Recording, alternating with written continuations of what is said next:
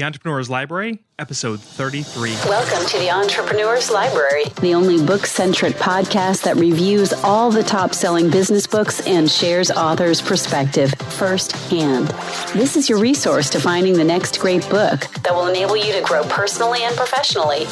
Welcome your host, Wade Danielson. Thank you for joining us on the EL. Today we have David Moore, author of The New Rich. Welcome, David, and thank you for joining us on the Entrepreneur's Library.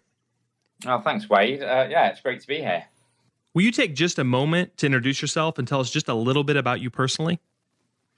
Yeah, I'd be happy to, Wade. So my name's David Moore, and I'm an online business coach and lifestyle entrepreneur, and basically run a blog called thenewrich.com, where we interview other successful entrepreneurs and basically look at different ways of turning what you're passionate about into a lifestyle business. Perfect. Thank you for sharing that. Now let's jump right into your book, The New Rich, which was made available for purchase on May 16th, 2014.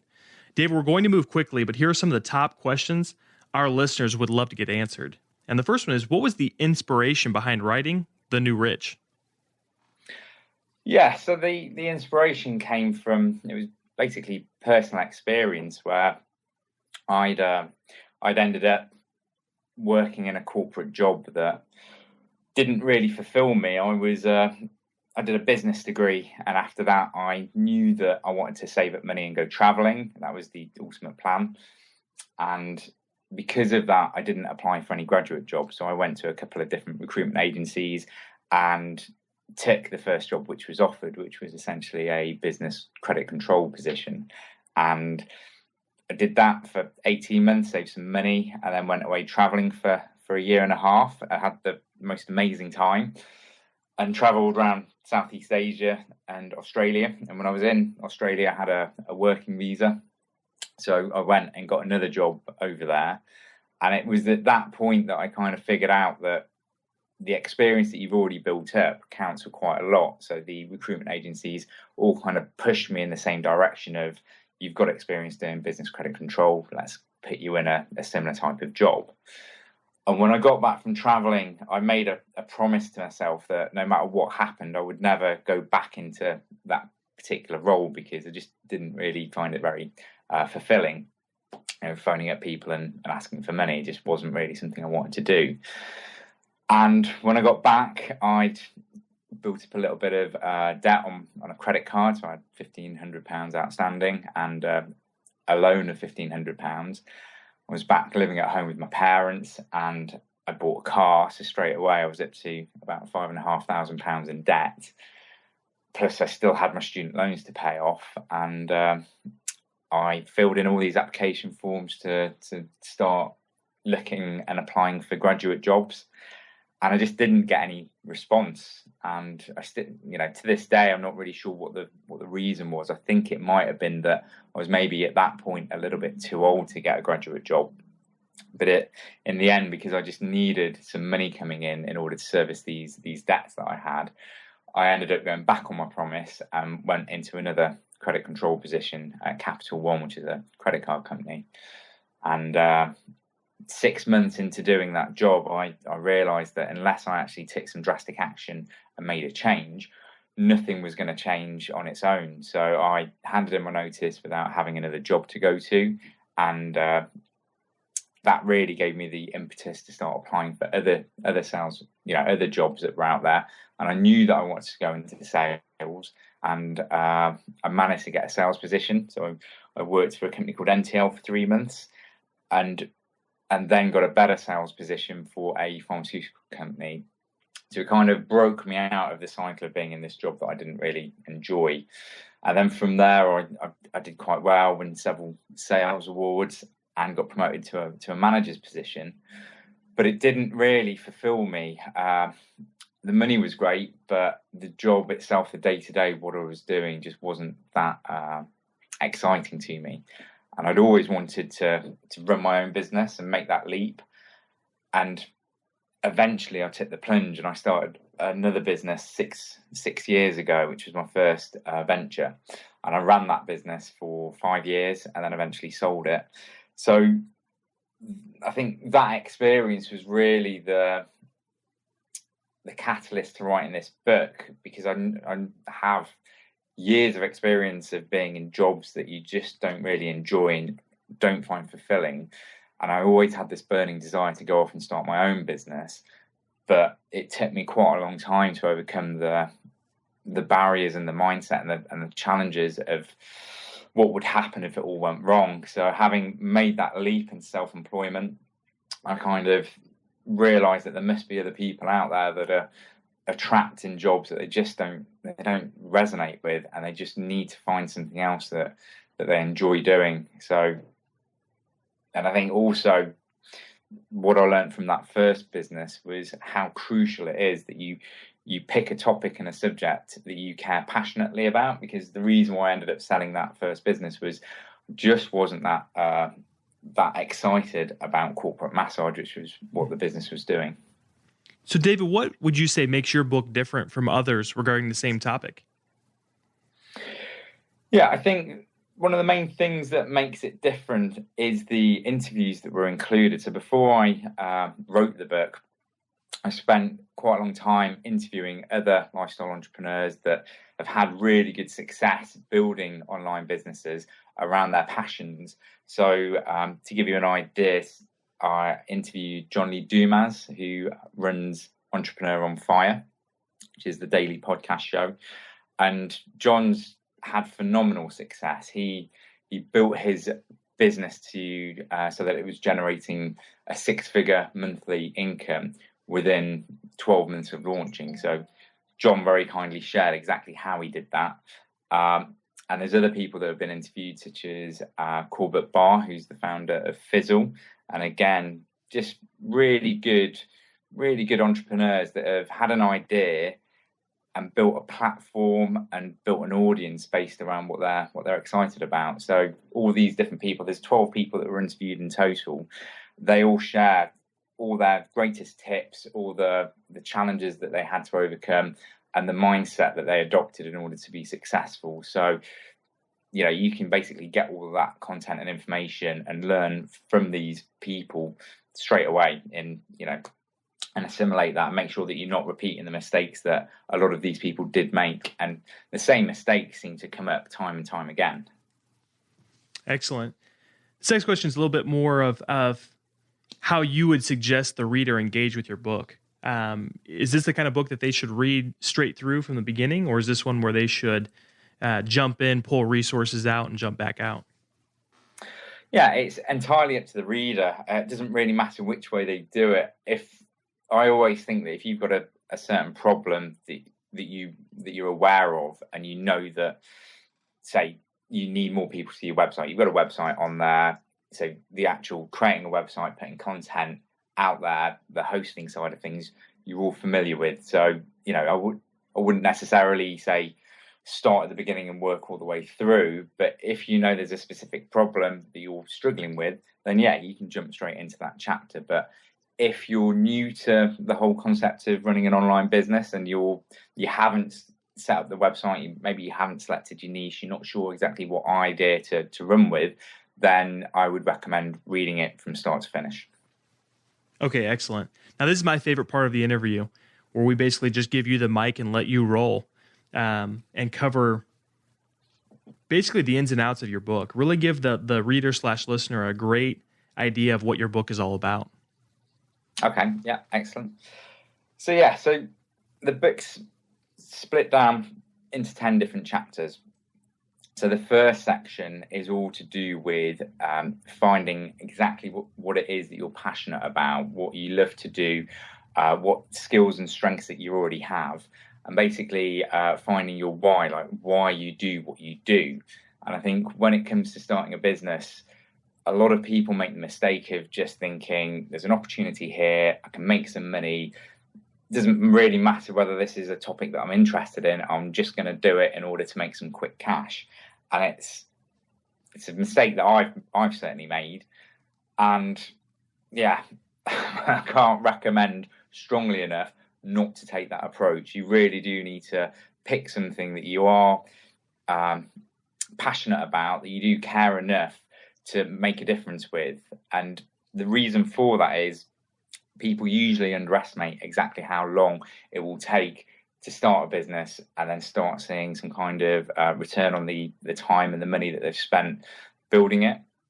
And if your sole intention is to make money, then there's a very good chance that you will give up and move on to something else that looks easier before you start seeing that return. So I think the first thing is, selecting the right niche, topic, and idea that is going to sustain you and you can keep working on for the foreseeable future. Section 2 is it's looking at the different how you can turn your passion into an income. So not all passions can be monetized. If you enjoy sitting and playing video games for hours, it's going to be very difficult to turn that hobby into a business. So it's looking at what the demands are out in the market, what your skills are, what your passions are, and what people are willing to pay for, and using that approach to figure out, out of all of your interests and passions, what it is that you should be focusing on. Section 3 is all about finding, taking action and coming up with an original idea that you want to take action with. The idea itself, I think people quite often think that they need to come up with an idea that the world has never seen before, and that stops a lot of people from ever making a start. So they think whatever it is, it has to be the next Facebook or the next Twitter or something that's completely new and original, which you can have tremendous success by taking that approach. But if it's your very first business, I'd recommend doing something where that there's other people out there already having success, already paying for the types of service that you're offering, because you're not going to have to create your own demand for the product and explain what it is. You can just tap into an existing market, and it will give you a good idea as to what people are willing to pay in advance. Section 4 is to do with the mindset. So most entrepreneurs, they all agree that having the right mindset, it was key to being able to have success with a business. And I think a lot of it is any action that you take before you decide to do something and take action. It all comes back to the beliefs that you hold and the thoughts that you have.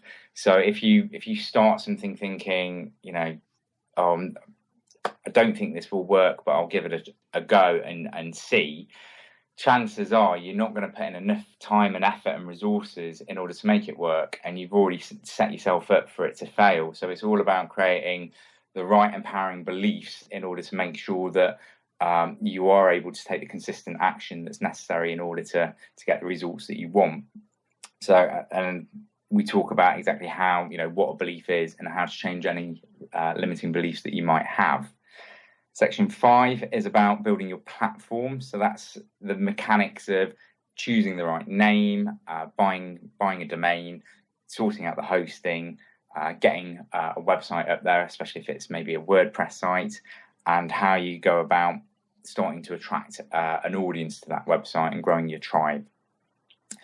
Section 6 is all to do with the monetization sides of it. So ways that you can create a passive income, how you can create assets and products that you can then sell to your audience and get paid, do the work once, create something that you can sell over and over again in the form of a digital product. And then part 7 is the secret to success. So there's some tips in there that have come from Dave Maxwell, who's the founder of the foundation, who talks about, again, kind of like the attitude that you need in order to be successful. Okay, so the monetization side of things includes things like affiliate marketing and ways that you can monetize the traffic that's coming to your site. So it might be a case of creating your own products. It might be a case of selling other people's products through affiliate marketing. It might be through advertising. It might be through creating a membership site. But there's all these different ways of monetizing the people that are coming to your website. So that gets looked into within that section. Next, it talks about So section 7 talks about the secret to success and the mindset that you need to adopt in order to be successful online, and how to deal with failure. And again, a lot of entrepreneurs they see failure as this thing that they want to avoid. It's like, I don't want to do this because there's a chance that it might not work. Where in fact, failure is inevitable, and it's really unhelpful to see things. If you go out of your way to avoid it, you're never gonna get the learning that you need and the experience in order to see what works. So if you look at it from a viewpoint of, not a success and failure, but there's actions and results, and sometimes those results might not be exactly what you're after, but as long as there's an input, there'll be an output. You just need to tweak exactly what you're doing until you get the results that you're after. So that gets discussed in section 7. Section 8 is all about how you actually start to make it happen, how you take action. And there's a case study that involves Laurel Staples from Go Fire Yourself. And then section 9 is looking a bit more of the mindset behind what makes people happy, and what is happiness, and things that you can do to make sure that you're enjoying the process of running your business, and that it is something fulfilling that you get enjoyment from. And then section 10 is essentially a wrap up from myself. So, David, there's a ton of great content that you just went through in your book. And that's what makes this next question fairly difficult. And that is, if the reader can only take away one concept, principle, or action item out of your entire book, what would you want that to be? Yeah, it's a great question. I think the main thing that I would recommend is not to wait for the perfect time to start. I think a lot of people think, well, now's not quite the right time. I just need to wait until I've got a little bit more money, or my job settles down, or there's all these reasons why you will put off doing it now and starting.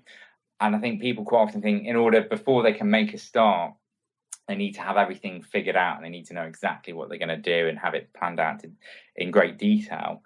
And the reality of that is, you don't. You just need to start. You just need to do that very first little thing that will start you on that journey towards having your own online business. And the first thing that I would recommend is figuring out what you're passionate about. As soon as you know what you care deeply enough about and want to have an impact in the world doing, everything else gets a lot easier. You can then start thinking, well, if I know that this is the area that I'm interested in, then the next thing I need to do is come up with a name, like maybe a name for the website and the URL, and buy a domain. And then after that, you'll need to get some hosting and create a website.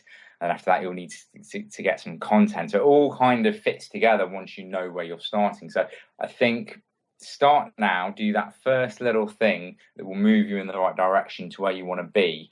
And there was a guy that told me about solution-based problem solving, which is essentially, if you know what the end outcome is that you want, and it might not be that you necessarily want it right now, but that is something that you want in your life later on. In order to make that happen, you just need to take that very first step that will move you towards that goal. And when I first heard that, I was fascinated. I was at an event in London, and it really, really resonated with me. And at the time, I'd been thinking about asking. I knew fundamentally that I wanted my girlfriend at the time. I wanted to marry her, but I'd always been telling myself that, now isn't the right time. There's a multitude of reasons why we need to wait. But when I heard what he had to say, it kind of made me think, yeah, that totally makes sense. And if I know ultimately that I want to marry this girl, which I knew for a fact that I did, then the next logical step, the thing that I could do, was to buy an engagement ring, which I did that evening. So I went and bought one online. And then after I had the ring, I then knew that I needed to ask permission from my parents, which I did at Christmas time. And then I proposed. So we're getting married in 6 weeks on Saturday. And it all came because of that first decision, that first step towards moving towards that final goal. So just take that first step is what I'd recommend. That's an excellent story. Congrats, by the way. Oh, thank you very much. David, do you have a favorite quote from your book? Yes, I do actually. It kind of fits in nicely with what we've just been talking about. So it's a quote from Tim Ferriss, which is, "Someday is a disease that will take your dreams to the grave with you." And I think that quote really just kind of hits home. I know when I first heard it, it's like, yeah, if you put something off and say, yeah, I'll get around to that someday, it will just never happen. And whatever dream or ambition that you've got will just slowly evaporate. And I've got friends that have, they say, yes, I want to start a business. This is what I want to do, but it's never the right time for them. But it never will be. You're always going to be having more children and other life events that are taking place. So I think if you want something badly enough, you just need to take that step in the first direction and do that very first thing that will get you there. Great. So your book, The New Rich, is full of different quotes from a lot of different authors, a lot of different successful people. And that kind of brings us to our next question is, if there was only one book you could recommend to our listeners based on the way that it had created a paradigm shift for you, which book would you choose? Yeah, so again, a very good question. It's difficult to choose just one book because there's been a few that have taken me off in different directions. But the book that I read that started it all, that made me decide that I did want to leave my job and start my own business, was a book by Anthony Robbins. And I believe it was Unlimited Power. It was either Unlimited Power or what's the Giant's form? Awaken the Giant Within You? Awaken the Giant Within. That's right. I've got it on my bookshelf. So it was either one of those, but within one of those books that I read he basically said, I'm going to ask you a question and I want you to read it, put the book down, really think about the question, and then when you've got your answer, continue reading. But, don't continue reading until you've answered this question as honestly as you possibly can. And I was really into the book at the time. I was thinking, yeah, okay, I'm happy to do that. And the question was, if you could do anything in the world and know with absolute certainty that you could not fail, what would you do? And then it instructed to put the book down. So I did that, and I remember very vividly, I was in bed with my girlfriend at the time, and I thought about this, and I'd had this idea of starting my own business for a few years, and I just hadn't really done anything with it. And that was the only thing that I could think of that I wanted to do enough that really kind of sprang to mind. So I thought, yes, that is probably what I would do. If I knew I couldn't fail, I would start this particular business. And then I picked the book up and continued reading. And the next question was, what's stopping you? And it kind of, it really, I think without asking myself that question, I would have never started that first business. I would have never thought, you know what, this is actually what I really do want. Out of everything I could do, this is what I want to do, and this is where I want my life to go. And yeah, that business is no longer, well, the business is running because one of the therapists that I sold it to is continued that. But starting that business led on to other businesses that I started, and I would never be where I am now without having made that decision, I think 7 years ago. Perfect. Well, David, before we depart, can you recommend the best way for our listeners to get more information on you and your book, The New Rich? Yeah, certainly. So my contact details, the website is www.thenewrich.com. And if you want to get in contact with me, you just put a /contact, and that will come up with the contact page. And the book itself, it's available on Amazon, amazon.com and .co.uk. So just search for The New Rich, it should come up. and it's in print format and Kindle. So yeah, you've got a couple of options. Great. Well, David, thank you so much for coming on and sharing your book with us. Brilliant. It's been a pleasure. Thanks for that, Wade. It's been, great to meet you. Thanks again for listening in today. If you would like to get your hands on The New Rich or any of the other resources mentioned by David, just look at the show notes at the elpodcast.com. And if there is a book you would love to hear reviewed by the author, please visit us on iTunes and leave us a review with the book title. Looking for your next book idea? Head over to the elpodcast.com, where Wade shares his amazing resource, the top 10 business books recommended by over 500 entrepreneurs, with you for free. That's the elpodcast.com. Till the next time, keep it on the EL.